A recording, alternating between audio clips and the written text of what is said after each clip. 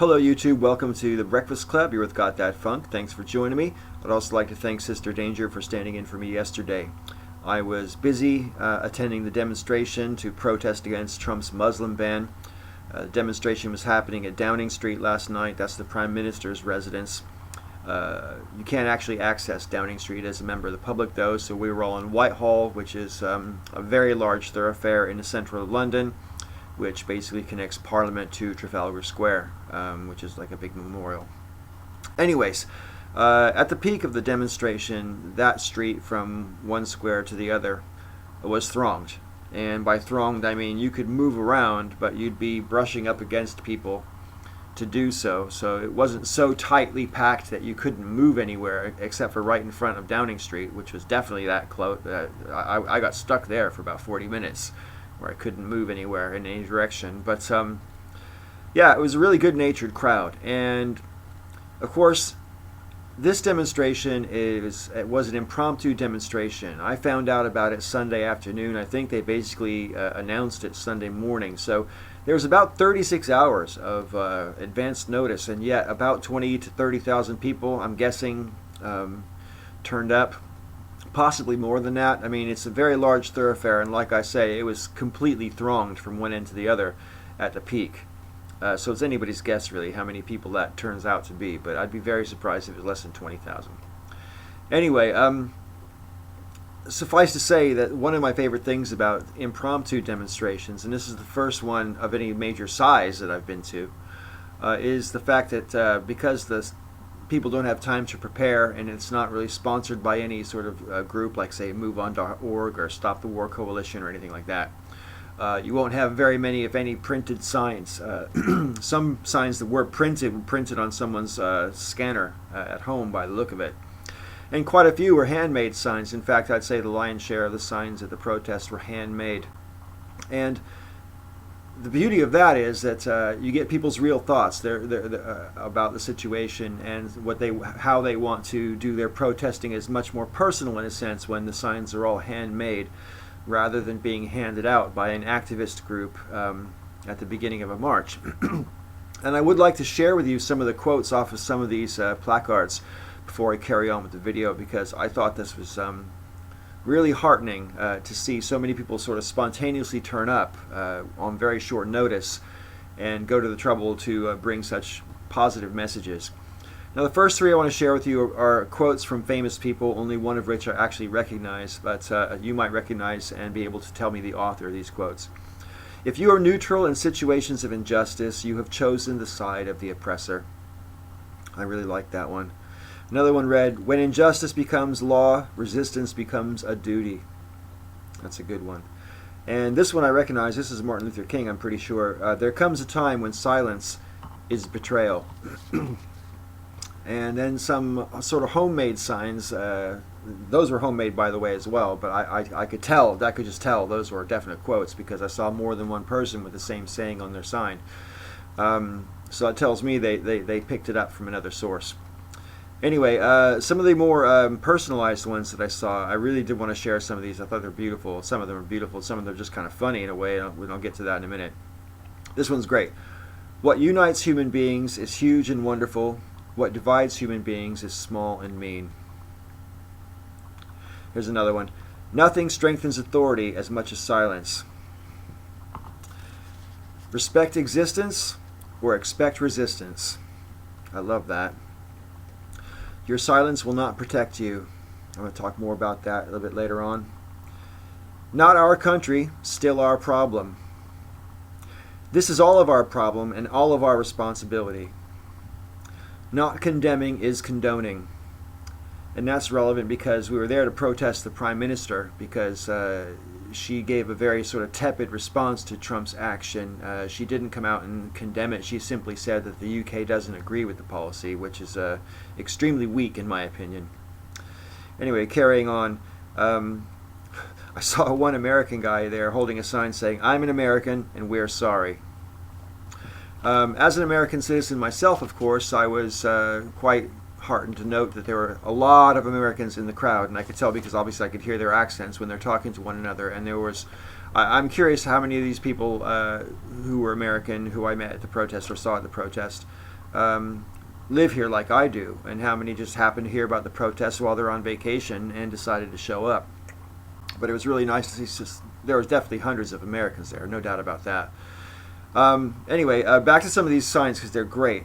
Don't make us complicit, nice and simple. Here's some simple ones. Be more like Canada. Stop being the baddies. Real leaders stand up to bullies. I'm a queer immigrant and frankly, fuck you. Queer Muslim babes against the ban. Now that one was particularly funny because they were holding up that placard. They were also holding up an American flag with a crescent and star painted on it. And these four Muslim guys who are camp as fuck or sort of standing there posing, and people were taking their picture and stuff. It was very, very amusing. Here's a good sign. Deny entry for crimes, not faith. Here's a great one. Nationalism does not work. Trust me, I'm German. And then, of course, because we're in London and it's mostly British people present, you get the British sense of humor on a lot of these signs. And one of them, this guy held up a great big sign. It just said in huge letters, I'm angry. Another one said, this is so obviously not okay. And here's a sign I've actually seen at several protests in my time in the UK. Down with this sort of thing. That's extremely British. Another one said, well, this sucks. Another one said, I'm really unhappy about this. And the last one said, I mean, really? Fix this shit! I love that. And the chants were great, too. You know, people were chanting things like, you know, say it loud, say it clear, refugees are welcome here, or shame on you, May, shame on you, May. That's the direction to the Prime Minister, Theresa May. And another one, no ban, no registry, fuck white supremacy. I chanted all three of those ones quite a lot while I was at the protest last night. I actually came home hoarse from chanting and screaming so much. Anyway, your silence will not protect you is a sign that sort of really struck a chord with me, because a very common theme I hear from people who disapprove of protests is that, you know, it's not going to do any good anyway, you know, it's not going to change policy. What do you think? President Trump is just going to roll over and say, oh, people object, guess I won't do it then, and so forth. Well, you know, maybe not exactly in that sort of way do people expect a protest to work, but protests do more, have the potential to do more than change government policy. They bring people together as a community. When people see there's so much solidarity in a particular cause, that does every single person there an awful lot of good to realize not only that you're not alone, but that other people give enough of a fuck to drop whatever they were going to do and go to a protest. And like I said in my video on my own channel the other day, I mean, protesting isn't really a lark. I mean, sure, people go and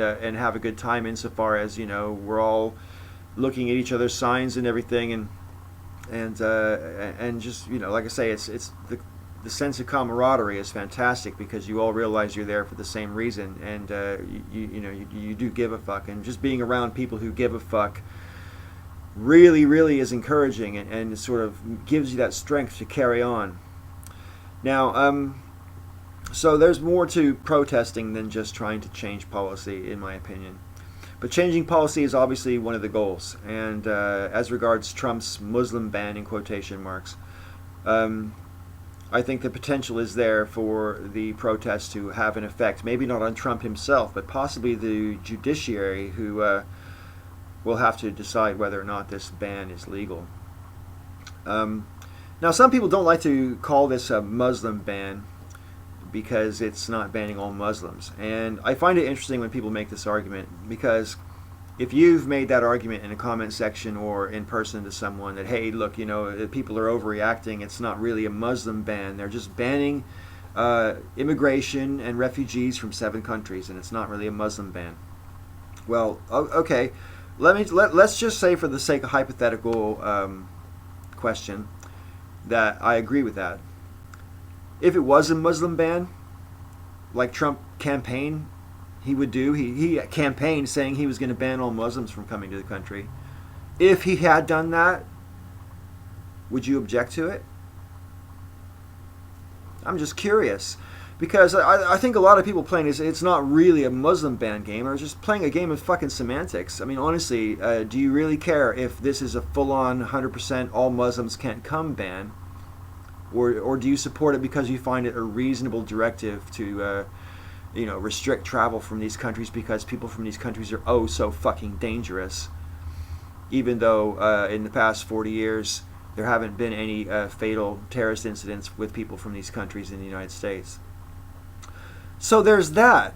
But more to the point, in my opinion, people do make an awful lot of fuss about the countries that aren't on the list of banned countries. And, you can certainly draw the conclusion that because Trump has business dealings in those countries, that's why they're not on the list.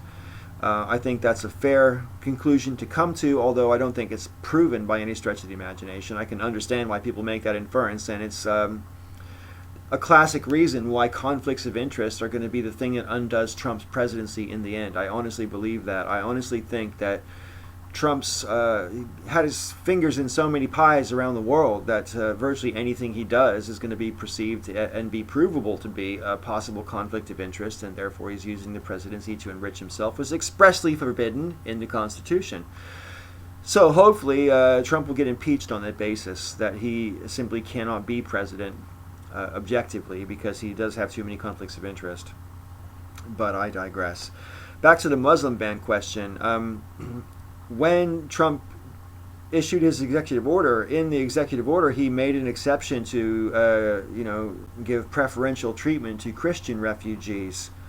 So let's get this straight. It's okay to be a refugee if you're Christian, but if it's not okay to be a refugee if you're a Muslim from one of these 7 countries, that's kind of discriminating on the basis of being a Muslim, isn't it? So it's kind of a ban on being a Muslim if you're from one of these countries. He didn't say he was going to ban you if you're a Christian, just if you're Muslim.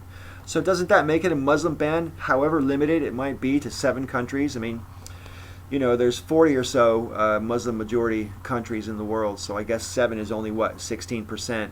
That's not so bad, right? 16%. I do find it interesting that, this kind of thing is happening at this particular juncture in Trump's presidency.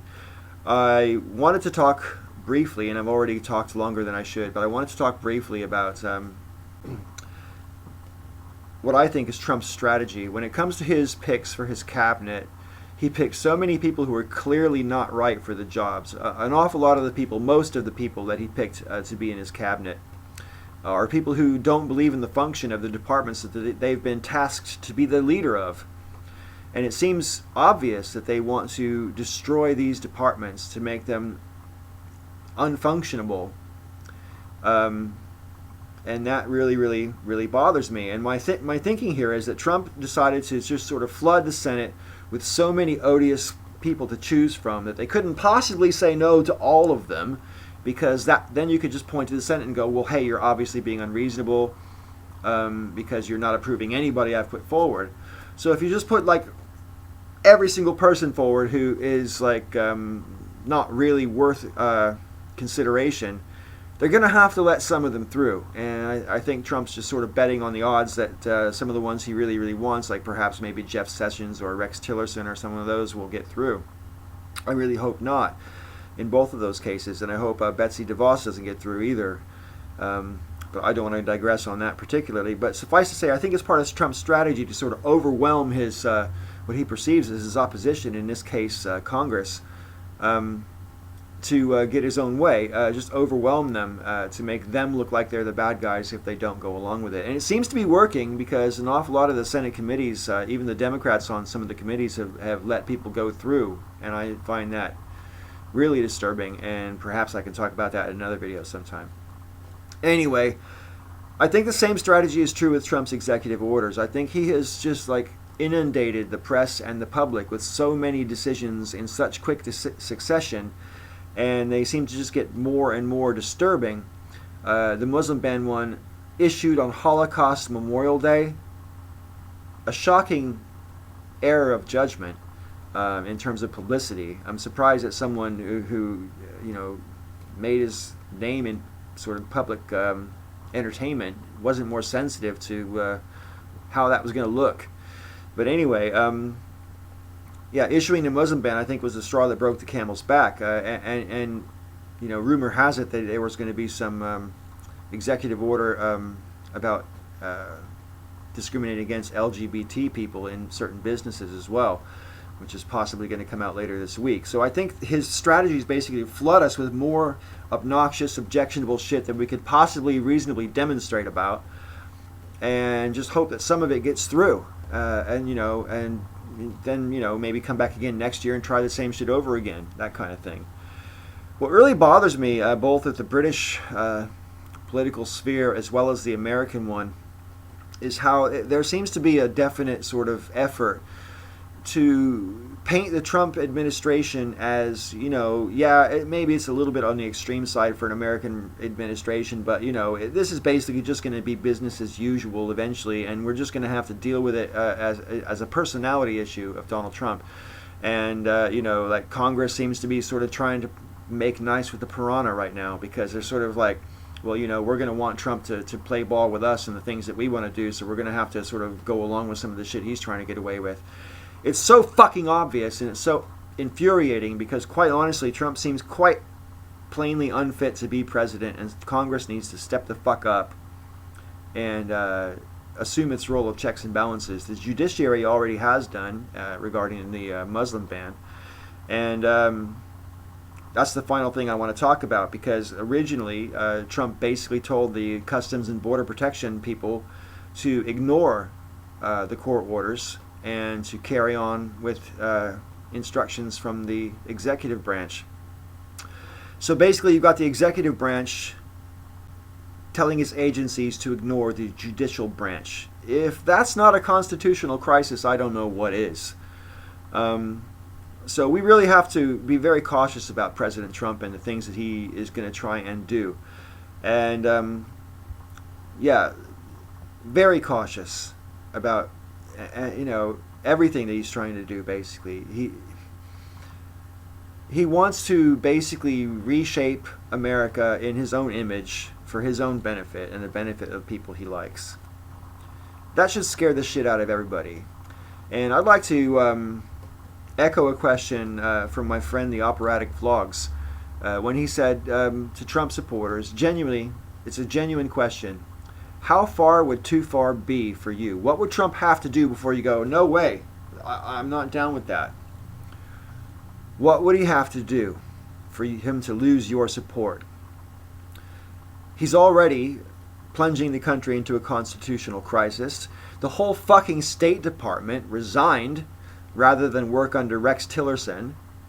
Like, people that are going to be very hard to replace, who've worked under multiple administrations, Democratic and Republican, just said, no, fuck this, I'm not working for these people, I'm not carrying out this agenda, and they all fucking quit. All the top people in the State Department. The fucking United States Department of Agriculture, the EPA, National Park Service, the FDA, NASA, they're all gagged from talking directly to the public, and now we have all these rogue people coming from sort of behind the scenes in these departments who want to keep getting the truth out to the public. If this isn't concerning people, I don't know why it's not. And if you're a Trump supporter, what would it take? What would it take? That's a genuine question. I look forward to a lively conversation in the comment section. Nathan Brandon Masters will be here for Wednesday's video on The Breakfast Club, and I'll see you again next week on my normal day of Monday. Thanks for watching, and may all your ups and downs be ups.